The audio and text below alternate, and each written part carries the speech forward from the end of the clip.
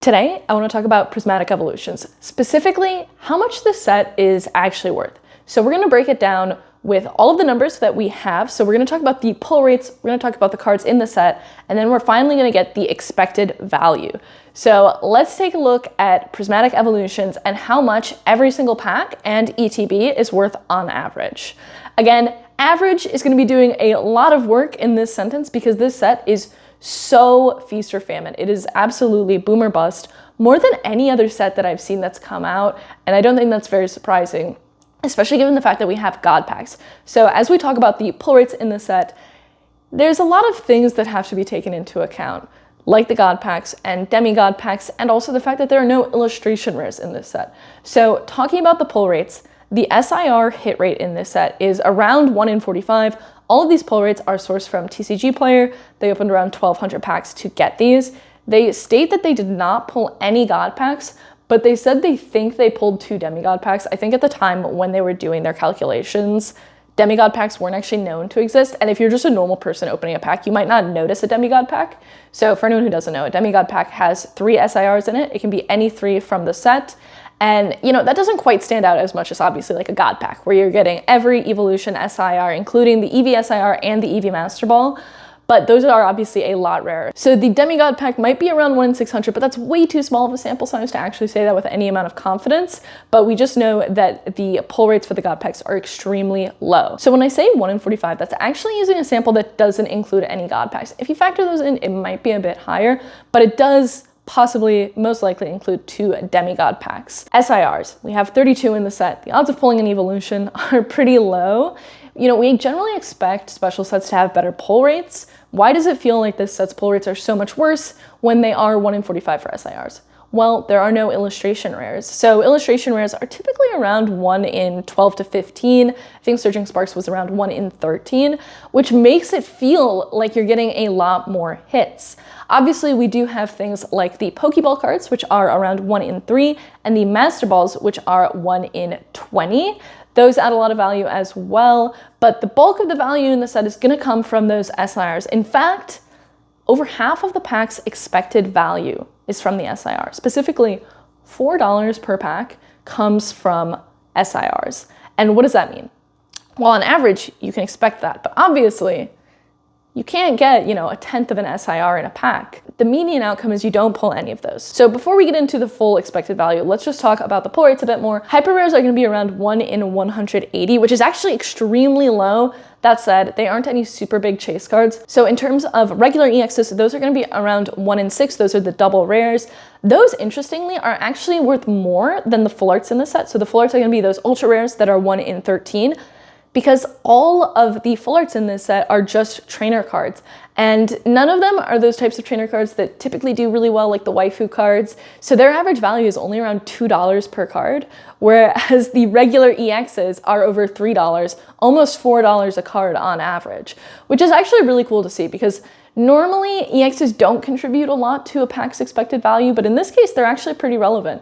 That's because, you know, you have the EV EXs, which are obviously very popular. So those drive that sale value up a lot, of course, driven by the Umbreon. So I think we've discussed most of the important ones. Again, SIRs are around 1 in 45. Illustration rares don't exist. Master Balls are 1 in 20. Pokeballs are 1 in 3. And Hyper rares are 1 in 180.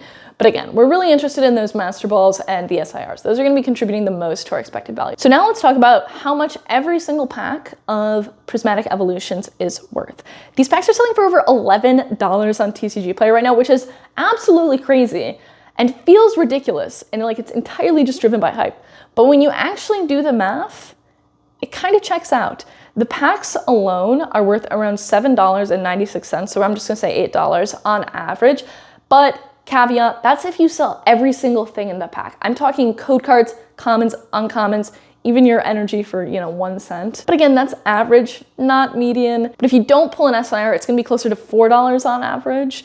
And also, you know, Master Balls are also contributing a lot to that value. So those are over $1.13. These numbers, when you talk about an average pack value, kind of make it sound better than it's gonna be. Most of the time, you will be disappointed. Those numbers start to make a bit more sense to talk about when we go into larger amounts of packs. Maybe an ETB, which is 9 packs. The expected value of an ETB, just the pack value alone, is around $72.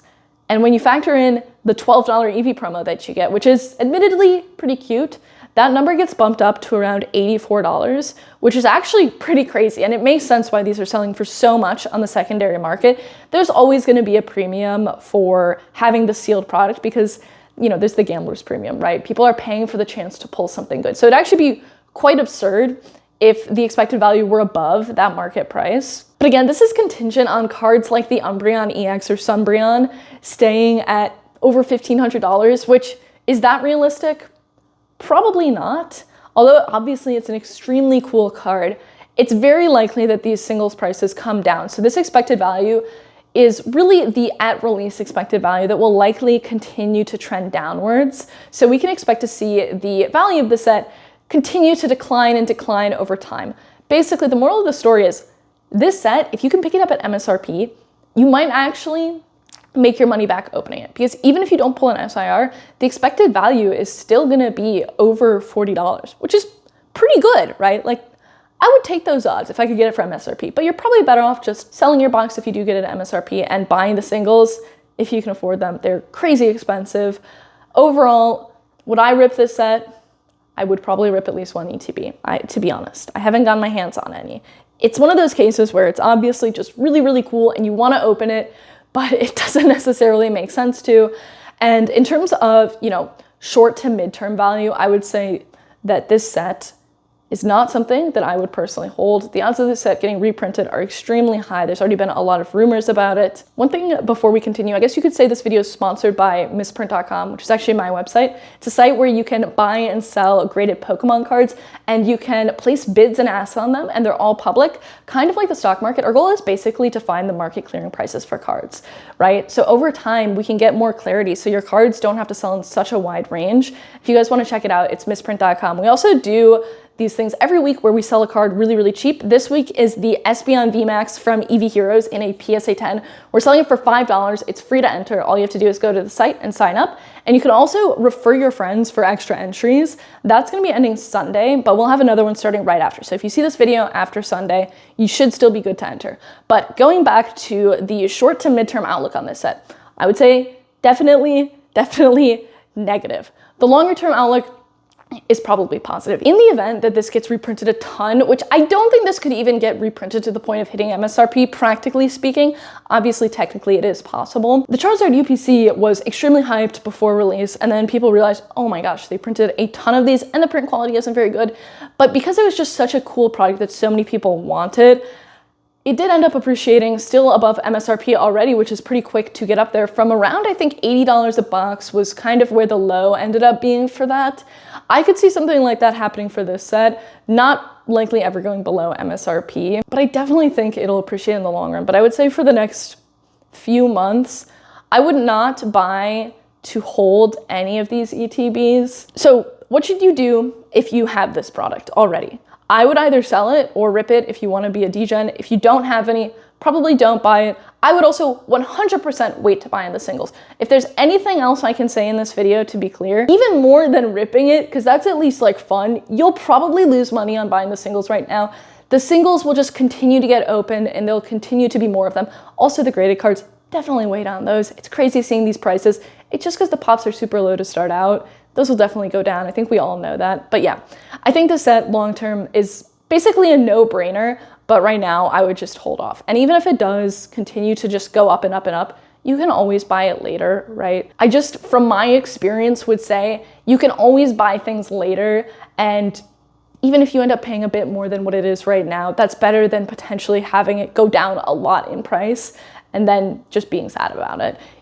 You never lose money from not buying anything. So hopefully you guys enjoyed this video. This is definitely like more of a classic Ava video where we're talking about expected values. This was a very casual, brief discussion of this, but I wrote a full blog post discussing it in a lot more detail on misprint.com, which will be linked in the description. And you can also download the spreadsheet I used to make this article and make this video. It's super cool, and you guys can check out exactly how we did it. I hope you guys enjoyed this video, and I will see you guys next time.